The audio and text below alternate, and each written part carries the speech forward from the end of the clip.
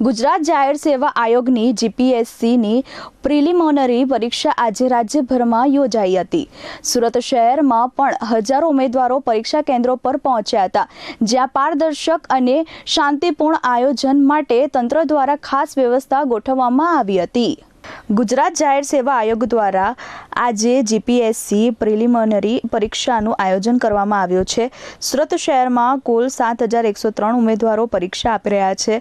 પરીક્ષા માટે શહેરની 30 શાળાઓમાં 296 બ્લોકની વ્યવસ્થા કરવામાં આવી છે। પરીક્ષા નિષ્પક્ષ અને પારદર્શક રીતે યોજાય તે માટે તમામ કેન્દ્રો પર ચુસ્ત સુરક્ષા બંદોબસ્ત ગોઠવવામાં આવ્યો છે। ફ્લાઇંગ સ્ક્વોડ અને નિરીક્ષકોની ટીમો પણ સતત દેખરેખ રાખી રહી છે। ઉમેદવારો અને તેમના વાલીઓમાં પરીક્ષાને લઈને ઉત્સાહ જોવા મળ્યો હતો। મારું નામ સહસના છે। અમે માંગરોળ તાલુકામાંથી અહીંયા પરીક્ષા આપવા માટે આવ્યા છે અને અમે ગ્રેજ્યુએશન કમ્પ્લીટ કર્યા, ફર્સ્ટ અટેમ્પ્ટ છે અને અમે કોલેજના 3 વર્ષ કરતાં જીપીએસસી સિવિલ સર્વિસીસની તૈયારીઓ કરી છે।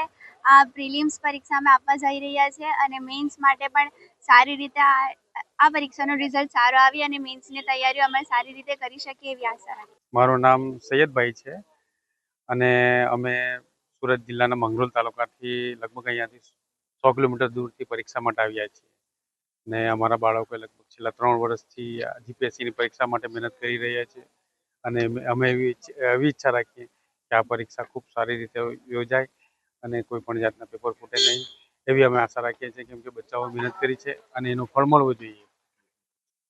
નીટની પરીક્ષાઓના જે પેપર ફૂટી ગયા, બાળકોએ ખૂબ મહેનત કરી હતી અને છેલ્લા દિવસે પેપર ફૂટી ગયા, આખી પરીક્ષા લંબાઈ ગઈ।